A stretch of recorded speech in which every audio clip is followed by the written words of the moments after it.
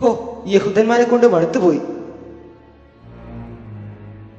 എന്തു പറ്റി? ഇനി പറ്റാനൊന്നുമില്ല. നമ്മുടെ രാജാവ് കൊട്ടാര ജോലിക്കായി ചില യഹൂദന്മാരെ യെരുശലേമിൽ നിന്നും കൊണ്ടുവന്ന കാര്യമൊന്നും നിനക്കറിയില്ലേ? ഓ, അവര് ഭയങ്കരന്മാർ തന്നെ. നമ്മളെക്കാൾ ബുദ്ധിമാന്മാരാണെന്ന് അവരുടെ ഭാവം. എങ്കിലും നമ്മളെക്കാൾ മിടുക്കന്മാരാണ്.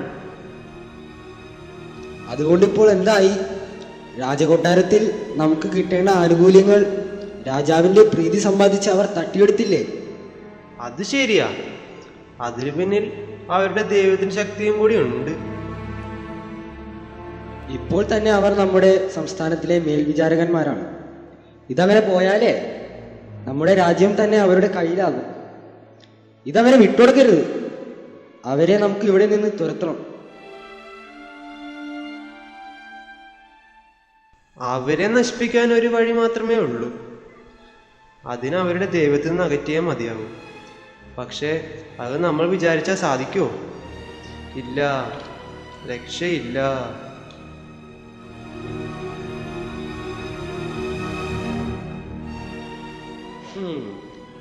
അതിനൊരു വഴിയുണ്ട്. ഞാൻ പറഞ്ഞു തരാം.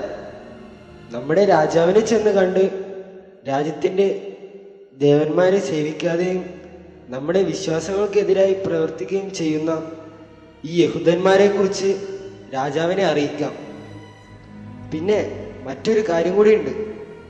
നമ്മുടെ ദേവന്മാരെക്കാൾ വലിയ ദേവന്മാർ ഇല്ലെന്നും രാജാവിനെ ധരിപ്പിക്കണം.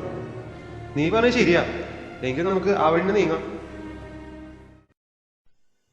ബാബിലോൺ സാമ്രാജ്യത്തിന്റെ അധിപതി നെബൂഖദ്നേസർ രാജാവ് അറിയിക്കുന്ന എന്തെന്നാൽ, ബാബിലോണിലെ സകല ജാതികളും വംശങ്ങളും ഭാഷക്കാരുമായുള്ളവരെ, നിങ്ങൾ ബാബിലോണിലെ ദേവന്മാരെ മാത്രമേ ആരാധിക്കാവൂ. അതിനായി ദൂർ സമഭൂമിയിൽ 60 മുഴം നീളവും 6 മുഴം വീതിയുമുള്ള ഒരു സ്വർണബിംബം നിർമ്മിക്കുവാൻ രാജാവ് തീരുമാനിച്ചിരിക്കുന്നു. ചില മാസങ്ങൾക്ക് ശേഷം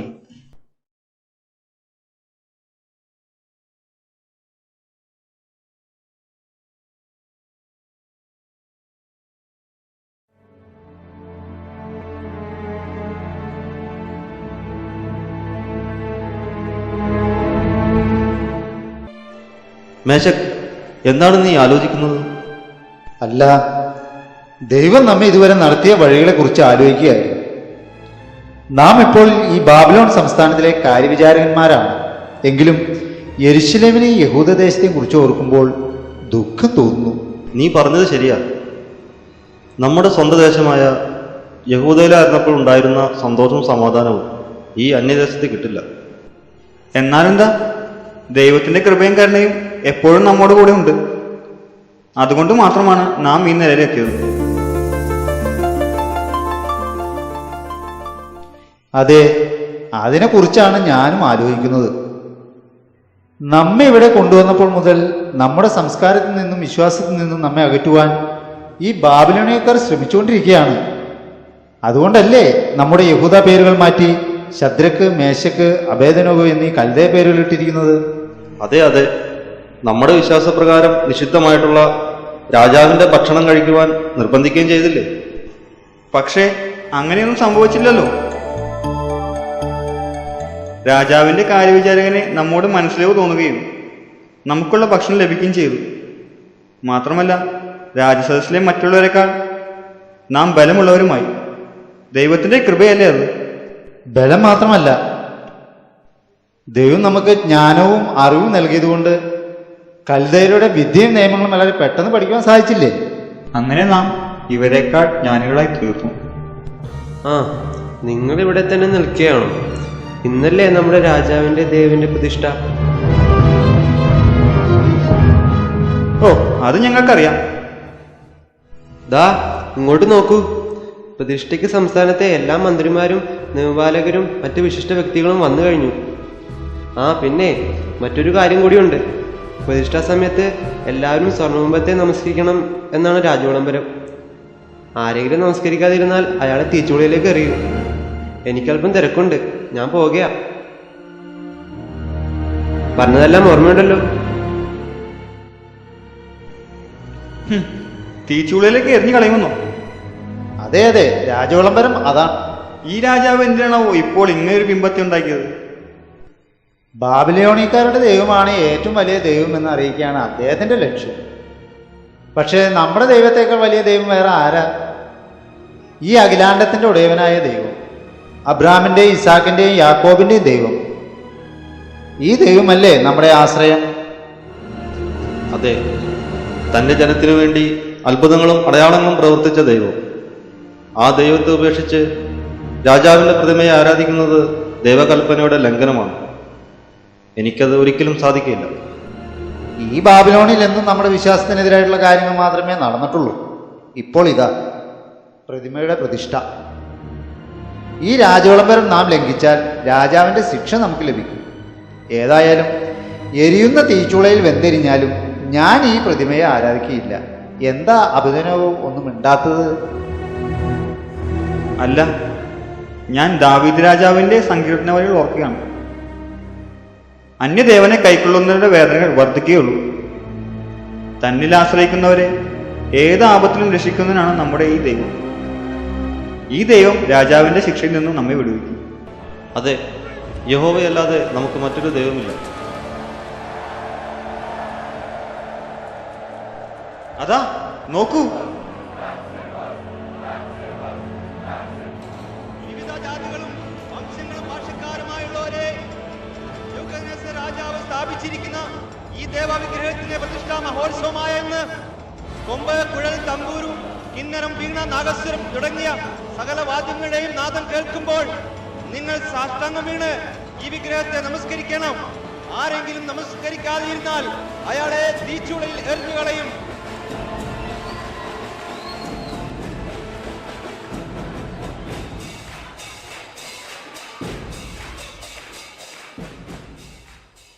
അവിടെ അവർ ആരാധിച്ചു തുടങ്ങി. ഓ, എത്രയധികം ആളുകൾ അവിടെ! ഒരു പ്രയോജനമില്ലാത്ത കാര്യം. വരൂ, നമുക്ക് നമ്മുടെ ദൈവത്തോട് പ്രാർത്ഥിക്കാം.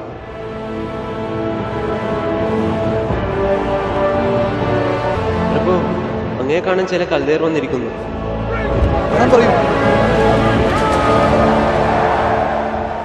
രാജാവേ, അങ്ങ് നീണാൽ വാഴട്ടെ.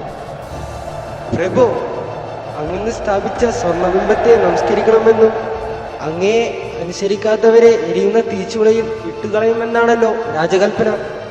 എന്നാൽ യഹൂദന്മാരായ ശദ്രക്, മേശക്, അബേദ്നെഗോ അങ്ങയുടെ ദേവനെ നമസ്കരിക്കുന്നില്ല. എന്ത്? ആ യഹൂദന്മാർ ഇത്ര അഹങ്കാരികളോ? നാം സ്ഥാനക്കയറ്റം നൽകിയ അവർ എന്നോട് മത്സരിക്കുന്നുവോ? ആരവിടെ?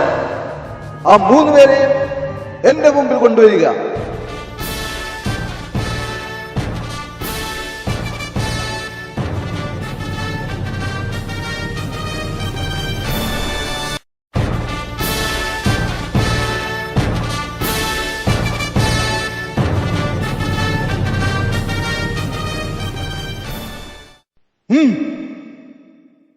നിങ്ങൾ ദേവന്മാരെ സേവിക്കുകയോ നാം സ്ഥാപിച്ച സ്വർണ്ണബിംബത്തെ നമസ്കരിക്കുകയോ ചെയ്യുന്നില്ല. എന്ത്? ഞാൻ ഈ കേട്ടത് സത്യമോ?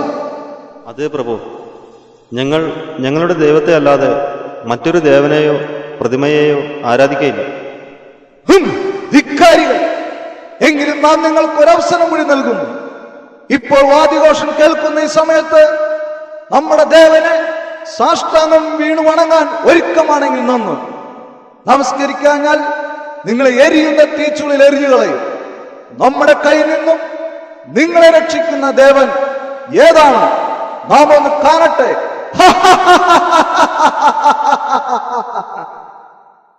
പ്രഭു, ഇക്കാര്യത്തിൽ ഞങ്ങൾ ഉത്തരം പറയേണ്ടതില്ല. ഞങ്ങൾ സേവിക്കുന്ന ദൈവം എരിയുന്ന തീച്ചുളയിൽ നിന്ന് ഞങ്ങളെ രക്ഷിക്കുവാൻ പ്രാപ്തനാണ്. അങ്ങയുടെ കയ്യിൽ നിന്ന് ഞങ്ങളെ രക്ഷിക്കുകയും ചെയ്യും. ഇല്ലെങ്കിലും ഞങ്ങൾ അങ്ങയുടെ ദേവന്മാരെ സേവിക്കുകയോ അങ്ങ് സ്ഥാപിച്ച സ്വർണ്ണ പ്രതിമയെ വണങ്ങുകയോ ഇല്ല എന്നറിഞ്ഞാലും. ആരെവിടെ? സൈന്യാധിപനെ വിളിക്കൂ. ഇവരെ ഉടനെ ബന്ധിക്കൂ. എരിയുന്ന തീച്ചുള ഏഴിരട്ടി ജ്വലിപ്പിക്കട്ടെ. ഈ മത്സരികളെ ബന്ധിച്ച് എരിയുന്ന തീച്ചുളിൽ ഇട്ടുകളയും.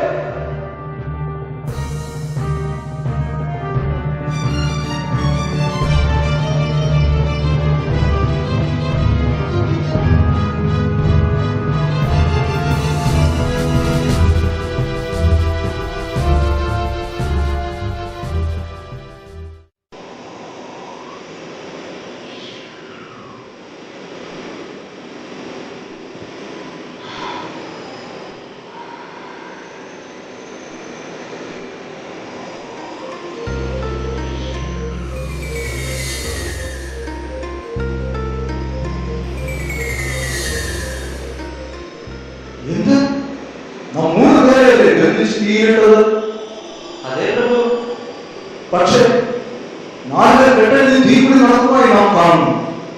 അവർക്ക് ഒരു ഓട്ടം തട്ടിയിട്ടില്ല. കാഴ്ചയിൽ അത്യുന്നതനായ ദൈവത്തിന്റെ ദാസന്മാരായ സദ്രയ്ക്ക്, മേശയ്ക്ക്, അബേദ്നെഗോയോട് കയറി വരും, ഇങ്ങോട്ട് കയറി വരും.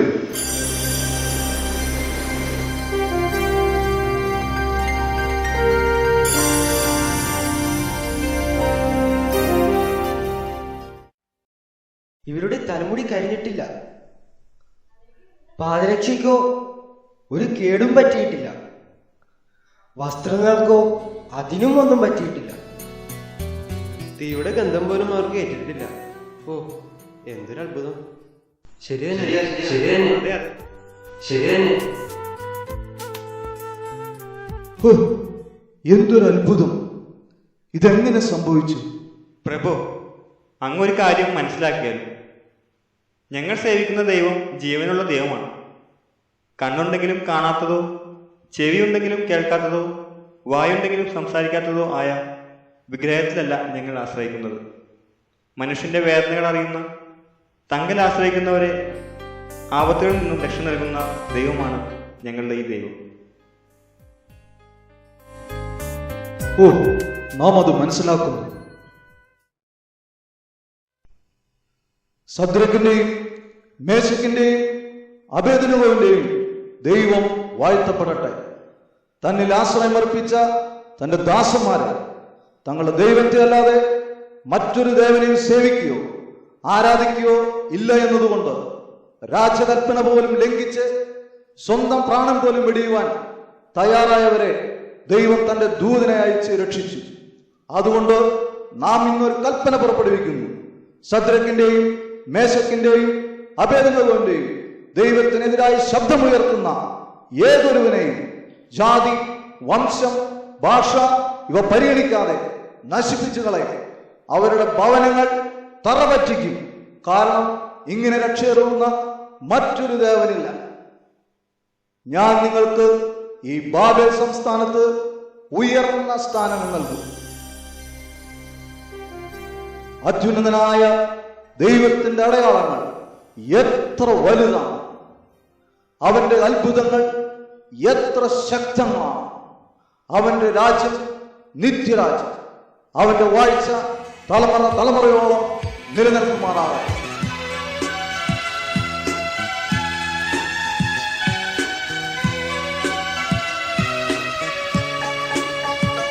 ദൈവമേ നീ പരിശുദ്ധൻ, ദൈവമേ നീ സർവജ്ഞാനി, ദൈവമേ നീ സർവശക്തൻ, നീ പരിശുദ്ധൻ, ദൈവമേ